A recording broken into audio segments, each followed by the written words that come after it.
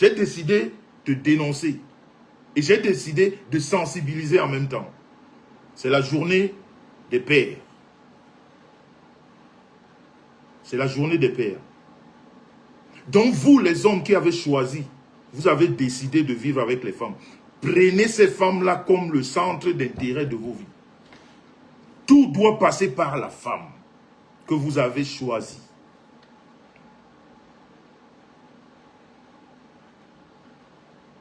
Parce que quand je le dis de mon expérience personnelle. Et je peux vous dire que les prières d'une femme amoureuse, quand une femme vous aime et qu'elle est pieuse, qu'elle est une femme vertueuse, qu'elle est une femme qui croit en Dieu, qu'elle est une femme qui est soumise, pas de la soumission, voilà, vulgaire, si je pourrais dire, mais de la vraie soumission, ça veut dire qu'elle sait ce que c'est que le mariage. Elle ne peut pas prier, demander à Dieu quelque chose de son couple et que Dieu ne réponde pas, il va répondre. Il va répondre. C'est pour ça qu'on vous dit que la malédiction vient des femmes. Parce que quand tu fais du mal à une femme qui a voulu te faire du bien ou qui a passé du temps à te faire du bien, si cette femme-là décide de te maudire, elle va te maudire. La femme a une parole qui est très forte. Et c'est avec l'expérience qu'on comprend tout ça. C'est avec de l'expérience, quand on a du vécu, qu'on comprend tout ça. Et moi, je parle de mon expérience personnelle. Quand j'ai rencontré celle qui est devenue ma femme, je ne peux pas vous dire que quand je l'ai rencontrée, j'étais sûr que c'est ma femme, non. C'est pour ça qu'on a vécu 2 années. Chacun dans son coin. Et moi, je faisais les tours. Moi, je partais de la Suisse pour l'Allemagne. Même comme les tordus de la toile, même comme les ennemis du progrès, les ennemis de l'amour, des aigris, ceux qui n'ont reçu aucune éducation, ceux qui n'ont pas connu l'amour dans leur vie, chez des parents, ceux qui ont été élevés dans des conditions compliquées, passent leur temps ici, sur les réseaux, à mentir, à mentir et à mentir. Et malheureusement, il y a toujours des gens à les écouter. Je me demande comment ces gens font. Parce que quand vous avez en face de vous une femme ou un homme qui a menti, vous savez qu'il a menti, qui continue à mentir, et qui ment, et qui ment, et vous êtes des milliers à l'écouter, je me demande, ou c'est juste un perdant, ou c'est lui rappeler tout le temps que tu es un menteur. Parce que moi, je ne vois pas la nécessité d'écouter quelqu'un qui ment à longueur de journée, qui a menti hier, qui a menti aujourd'hui, qui continue à mentir et continue à l'écouter. Je ne vois pas l'intérêt. Ces personnes-là vous ont dit que la maison dans laquelle on est, ici, c'est une maison que ma femme a héritée de son mari. Ces personnes-là vous ont dit ça. Et pourtant, cette maison-ci, ma femme et moi avons déménagé ensemble ici. Parce qu'elle venait de 400 km d'une ville qu'on appelle Mainz, en Allemagne. C'est là-bas qu'on s'est connus. Mais ces gens vous ont fait croire ici que cette femme a hérité de cette maison. Et pourtant, elle n'a jamais connu cette ville avant de me rencontrer.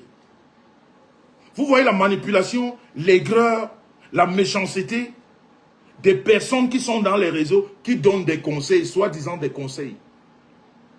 Une femme que tu as connue à 400 km. Et on ose vous faire croire que la maison dans laquelle vous vivez, c'est son héritage à elle. Et ces personnes-là parlent, elles n'ont aucun argument. Elles ne présentent rien que leur gueule à divulguer le mensonge. Elles n'ont que leur gueule à divulguer des bêtises.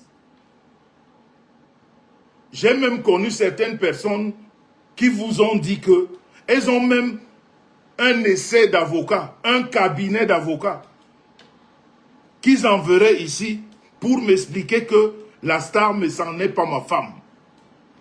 Des gens que vous continuez à écouter, des menteurs patentés, à ne plus en finir.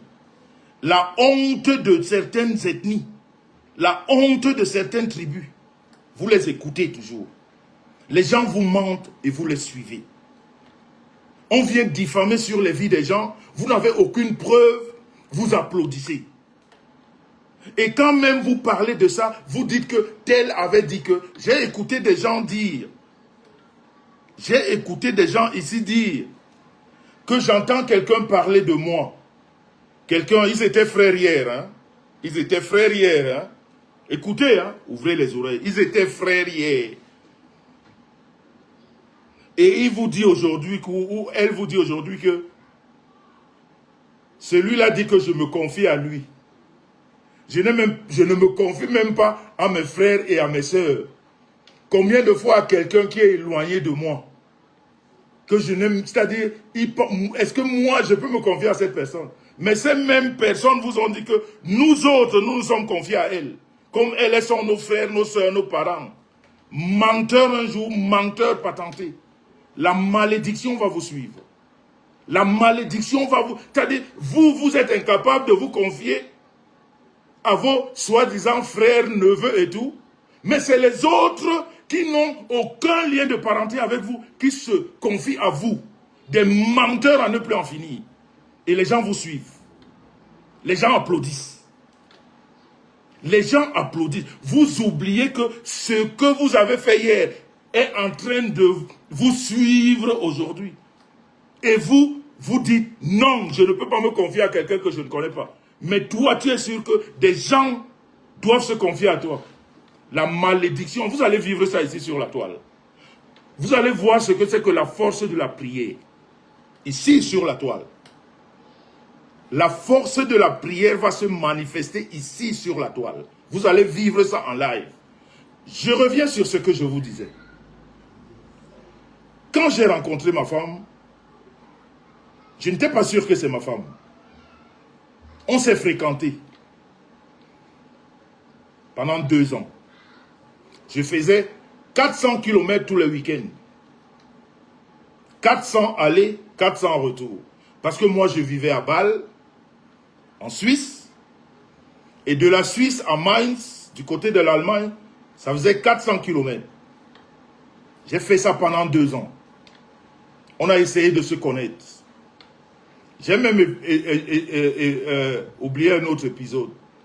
Les mêmes personnes tordues sont venues vous dire ici que ma femme gère les maisons closes en Suisse. Ma femme n'a jamais eu même un titre de séjour en Suisse. Elle n'a jamais habité en Suisse. Je dis bien, ma femme n'a jamais habité ne serait-ce qu'un seul jour en Suisse. Mais elle gère les maisons closes là-bas. Les personnes tordues, au cerveau rempli de boue. La malédiction à ne plus en finir des familles. Elles viennent ici avec leur mauvaise tête. Vous parlez, vous applaudissez. Sans vérifier, sans connaître, sans rien, vous applaudissez. Ça s'appelle de la malédiction. Et pourtant, Jean-Louis Messan a 27 ans d'ancienneté de travail. On vous dit que la femme qui vit à 400 km contrôle les maisons closes en Suisse. On applaudit. Ces menteurs, vous continuez à les suivre jusqu'aujourd'hui. Jusqu'aujourd'hui, vous les suivez. Quand ils viennent parler, vous dites, voilà la référence. Tous des menteurs.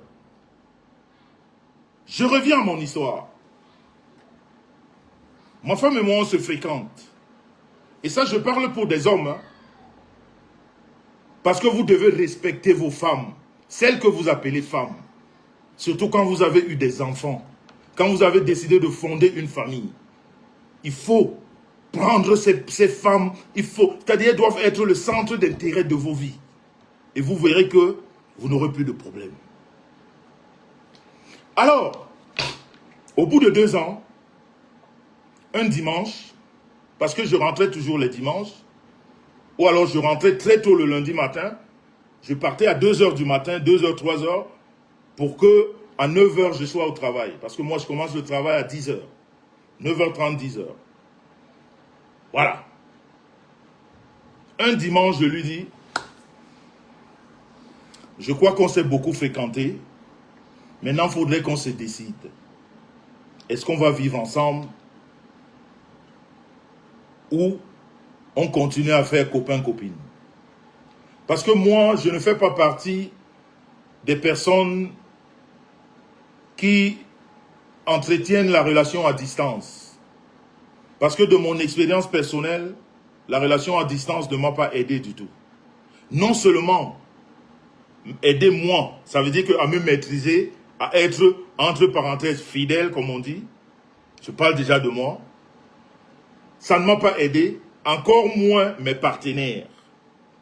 Donc, tous les partenaires avec lesquels j'ai vécu la relation à distance, eh bien, c'était des tromperies à ne plus en finir de tous les côtés. Des deux côtés. Donc, moi, je ne suis pas un adepte de la relation à distance. C'est pour cela, j'ai fait tellement d'efforts quand j'ai rencontré ma femme que toute la semaine, je travaille, de lundi à vendredi. Je n'ai pas le temps de faire quoi que ce soit. Pour ceux qui me connaissent, ils savent bien qu'en semaine, personne ne me voit. En semaine, personne ne me voit. Je vous jure sur tout ce qui m'est cher. Voilà Hervé Corneli qui envoie les cœurs. Même ma propre famille, mes amis, en semaine, personne ne me voit. Du lundi au vendredi, personne ne me voit. Et je suis resté comme ça jusqu'aujourd'hui. Je fais que mon travail.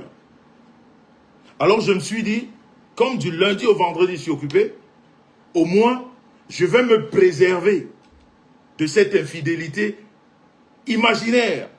Parce que j'étais jeune, parce que j'avais beaucoup de femmes autour de moi, je plaisais beaucoup aux femmes, et moi-même, et les femmes me plaisaient beaucoup, donc il était très facile de faire ces choses qui ne sont pas, qui n'arrangent pas un couple. Donc ce qui fait que quand je finissais mon travail le vendredi, pour ne pas tomber dans cette infidélité, je prenais ma voiture. J'allais en Allemagne. Je me tapais les 400 km. Donc au bout de 2 ans, je lui ai dit, je lui ai posé la question, qu'est-ce que tu penses? Je crois qu'on a passé beaucoup de temps ensemble. Elle me renvoie la question. Elle me dit, qu'est-ce que toi tu penses? Je dis, moi je pense que j'ai trouvé une bonne femme. J'avais enlevé dans ma tête, je pensais plus jamais vivre une vie conjugale. Je pensais vraiment vivre, voilà, vivre comme ça. Mais je pense que cet instinct de vivre ensemble me revient. Donc j'ai vraiment envie de vivre avec toi. Elle me dit, moi aussi. Je lui dis, tu es sûr? Elle me dit oui. Je lui dis, ok, ça veut dire que demain matin très tôt, on part en Suisse. Il faudrait que tu saches, au bout de 2 ans, où est-ce que j'habite. Il faudrait que tu saches. Il faudrait que tu connaisses ma maison. C'est ce qui s'est passé. Elle a découvert 2 ans après où j'habitais. Pour sa première fois de sa vie qu'elle met pied en Suisse. Mais les sorciers de cette toile vous ont dit qu'elle gère les trucs en Suisse. Les gens qui ne la connaissent pas, qui ne l'ont jamais vue, vous ont dit ça. Mais on s'en fout des nègres à parler. C'est de la malédiction à ne plus en finir. C'est en train de se vérifier aujourd'hui. Et quand ça devient sérieux, ma femme et moi, parce qu'on a décidé de vivre ensemble, on a commencé à faire des allers-retours. Parce que comme elle avait toujours sa maison, et sa fille qui était en train d'aménager, de partir vivre seule, parce que quand je l'ai connue, elle vivait avec sa fille dans la maison. Donc sa fille avait déjà décidé de vivre seule, puisqu'elle avait fini son école de médecine. Elle était infirmière, donc il fallait elle voulait vivre seule. Elle voulait aller vivre seule. On l'a amenée à aller vivre seule. J'ai déménagé, je l'ai aidée, donc j'ai accompagné ma femme dans ce que je l'ai trouvé en train de faire avec sa fille. Je l'ai accompagnée à déménager pour sa première fille dans la ville de Cologne. Je me rappelle que j'ai roulé avec la voiture, avec des effets, pour déménager. Déménager pour sa fille. Et finalement, on devait faire les allers-retours, parce qu'il fallait vérifier de temps en temps la boîte à lettres en Allemagne. Donc tous les week-ends, on faisait les allers-retours. Et je peux vous dire que la première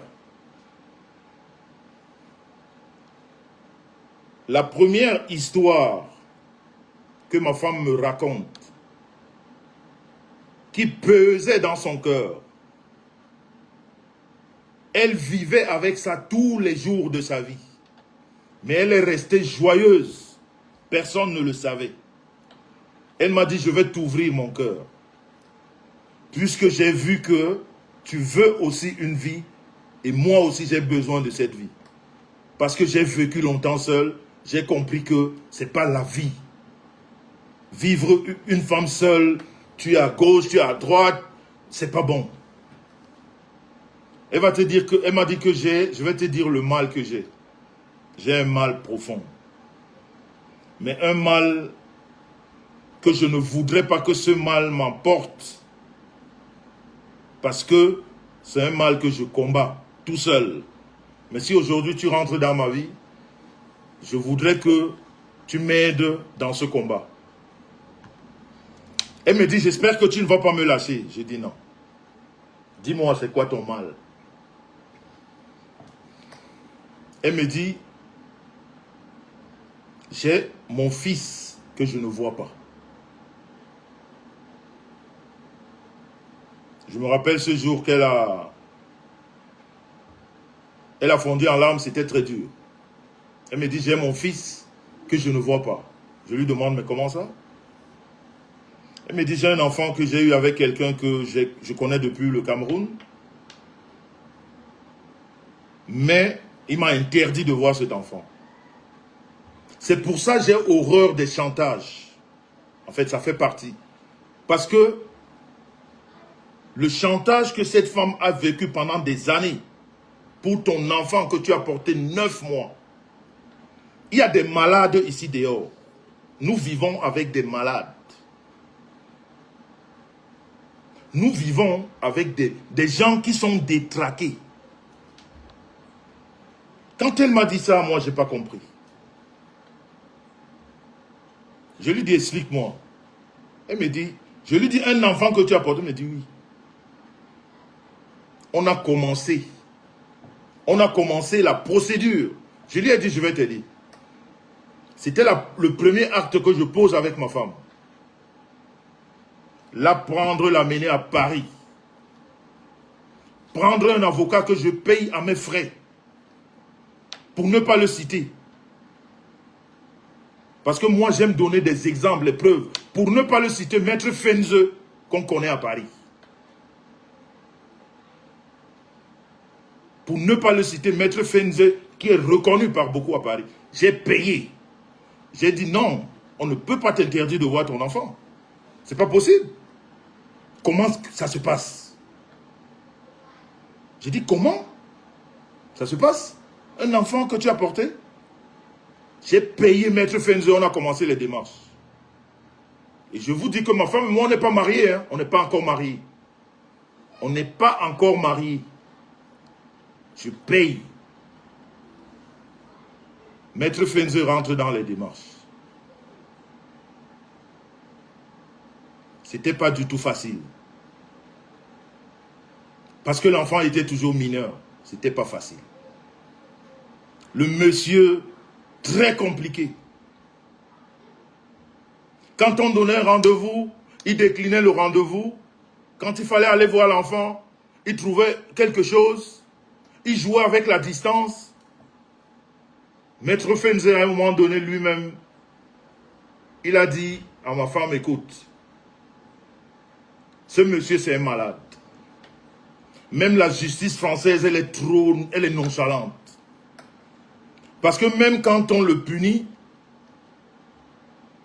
il ne réagit pas. Quand on lui donne des sommations, il ne respecte pas. Maître Fenze, le conseil qu'il a donné à ma femme, il dit, écoute, au lieu que vous continuez à dépenser autant d'argent, venir tous les jours, les allers-retours, tu as passé déjà beaucoup de temps à attendre. Attache encore ton cœur, comme on dit chez nous. Attache encore ton cœur, comme on dit chez nous. Laisse que ce gars devienne majeur. À sa majorité, on verra ce qui va se passer. Aujourd'hui, il est mineur. Il ne peut rien faire. il est sous le joug de son père, il ne peut prendre aucune décision, donc tu dois juste attendre. Il lui dit, c'est le conseil que je vous donne. Ma femme lui a dit, ok. Vous voyez une femme, ma femme, elle est toujours joyeuse, mais pourtant elle vit avec un mal profond. Et elle m'a dit, c'est pour ça que je voulais vous dire, il faut, quand vous avez une femme qui vous aime et que vous aimez, et qui prie Dieu, Dieu ne trompe jamais. Ma femme m'a dit, depuis que j'ai accouché ce garçon, je mets mes genoux par terre. Le conseil que Maître Fenze m'a donné, c'est le même conseil que ma mère m'avait donné. Ma mère m'avait dit, arrête de te battre, laisse que ce garçon grandisse. Quand ce garçon sera majeur, laisse voir comment lui-même va réfléchir dans sa tête. Parce que quand il est majeur, on n'a plus rien à lui dire. Laisse. Le conseil que Maître Fenze lui donne, sa maman lui avait déjà donné ça.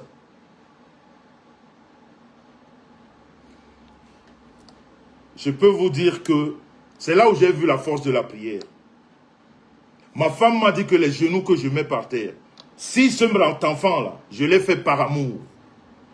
Si cet enfant, je l'ai fait par amour. C'est la prière que j'ai depuis qu'on me l'a arraché. Si je l'ai fait par amour, et que c'est quelqu'un qui l'a mis dans un joug, où ce garçon ne reconnaît pas qui est sa mère, quand ce garçon sera majeur, quand il aura sa majorité, si ce garçon ne me reconnaît pas, je comprendrai que vraiment j'ai perdu mon enfant. C'est ce qu'elle m'a dit. Elle me dit, là je comprendrai que j'ai vraiment perdu mon enfant. Et je peux vous dire que la prière de la star me sent tous les jours depuis que je la connais quand on se lève le matin. Parce que nous, on ne se lève pas sans prier. 5h30, Rêve Biaye était dans cette maison, elle peut vous dire. Elle met ses genoux par terre tous les jours. Tous les jours. Et sa prière, c'était toujours sur ce garçon. Sa prière, c'était toujours sur ce garçon. Si c'est mon enfant, si c'est moi qui l'ai porté, si je l'ai fait par amour, on ne m'a pas forcé. Et qu'on me l'a enlevé, ce garçon retrouvera. Je peux vous dire que c'est là où moi-même j'ai vu la force de la prière. Quand ma femme, si vous vous rappelez très bien, parce que quand nous on parle avec des preuves. Pourquoi? Parce qu'on donne des conseils, on sensibilise, que les jeunes comprennent ce que la vie que nous vivons. C'est-à-dire, la vie c'est un éternel apprentissage. Et on apprend des aînés. On peut aussi apprendre des petits. Si vous vous rappelez, le prophète Mai est venu ici, en tout cas en France, au mois de novembre dernier. Ma femme et puis Rêve et beaucoup d'autres femmes sont allées à ce truc de prière pendant une semaine. Le prophète Mai lui a dit, Dieu a exaucé tes prières. Sans toutefois que ma femme ait raconté son histoire au prophète Mai, ne connaissait pas. Ce monsieur-là, à la fin de cette, comment on appelle ça, de cette session de prière qui a duré une semaine, il lui a dit, Dieu a exaucé tes prières. Tu as un enfant que tu ne vois pas depuis des années, tu vas le voir. Ma femme dit, c'est ma prière de tous les jours. Elle dit, tu vas le voir. Elle dit, tu vas voir cet enfant. Le prophète le lui dit. Et je peux vous dire que le cadeau le cadeau de Noël que ma femme n'a jamais eu, c'est de voir ce garçon arriver dans cette maison. Dans cette maison avec sa valise. Dire que je viens chez ma mère.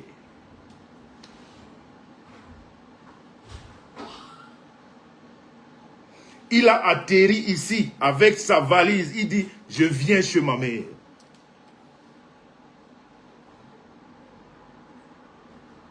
Je vais boire un verre d'eau, s'il vous plaît. Un moment.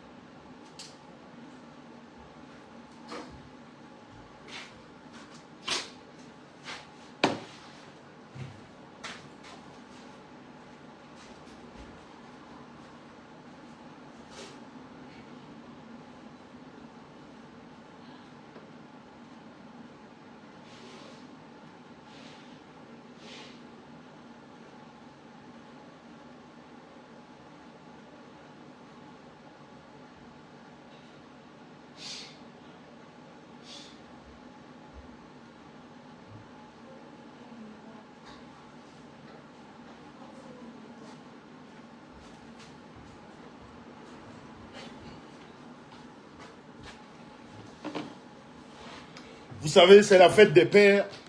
C'est bien de faire les témoignages pendant la fête des pères. C'est très important. Donc le plus beau cadeau que Madame Messan a eu, c'est de voir son fils sonner là. On ne sait pas comment il a eu l'adresse. On ne sait pas comment ça s'est passé. Mais toujours est-il que il a dit à sa maman, je viens chez ma maman.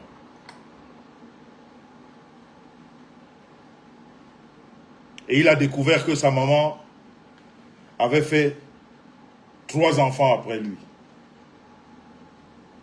Rev Biaï était dans cette maison. Elle peut vous dire l'amour qu'il y a entre ces enfants qui ne se connaissaient pas. On ne s'amuse pas avec le lien de sang. Le sang.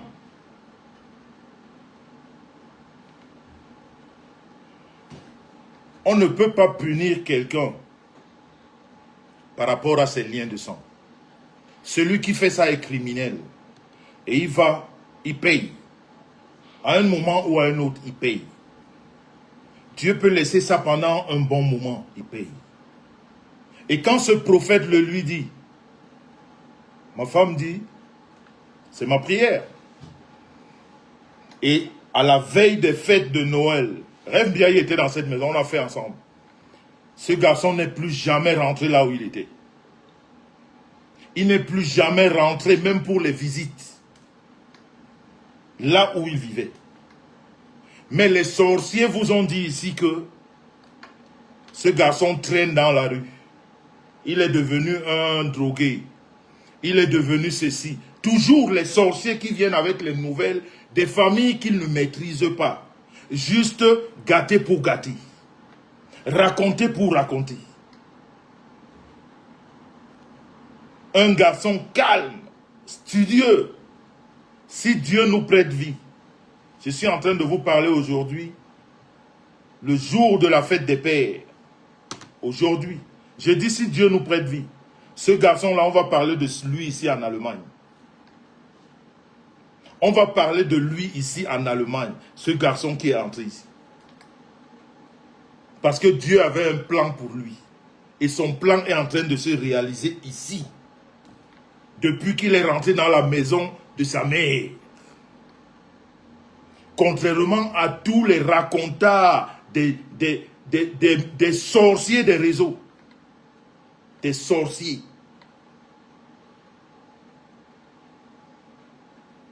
Dans quelques années, les pieds, les genoux que sa maman a au sol, ici,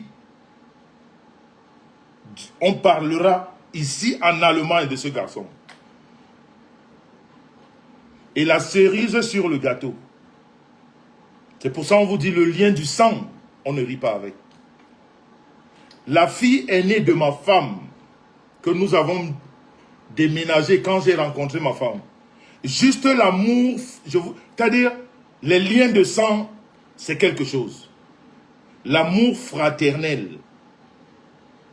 L'amour, je dis bien l'amour fraternel, a fait que l'aîné des enfants de ma femme, que nous, on a fait déménager à l'époque pour Cologne, juste parce qu'il veut être avec son frère, à côté de son frère, cette jeune fille a postulé dans un gros hôpital, un grand hôpital en Suisse,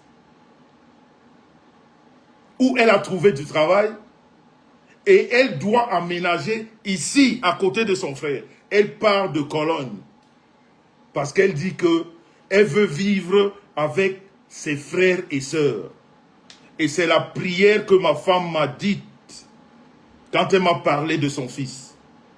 Elle m'a dit, mon rêve, ma prière de tous les jours, c'est que je vive avec tous mes enfants à côté de moi. Et c'est ce qui est en train de se réaliser. Tous ses enfants désormais sont avec elle. Sa fille va aménager pas très loin d'ici. Dans ces mois. Parce qu'elle a trouvé un bon job en Suisse. Elle a dit, je dois être à côté de mon frère. Ça fait plus de 20 ans qu'il nous a manqué. Il veut avoir toute sa famille autour d'elle. Dieu exauce ses prières. Parce qu'elle ne triche pas. Parce que ses genoux, elle prie. Quand elle prie le vrai Dieu. Elle ne prie pas le Dieu des fétiches ou des marabouts ou je ne sais pas quoi. Elle prend sa vie, elle donne à Dieu, elle dit c'est ce que je veux. C'est pour ça que je voudrais dire à toutes ces femmes sur la toile, vous qui ne connaissez pas la place de la femme, vous qui êtes toujours en train de médire sur d'autres femmes, vous prenez des situations qui ne vous regardent pas, vous salissez. Mais je veux vous dire une chose ce soir, et soyez prêts, et soyez sûrs que ça va vous arriver. Vous toutes, je dis bien, sans exception aucune,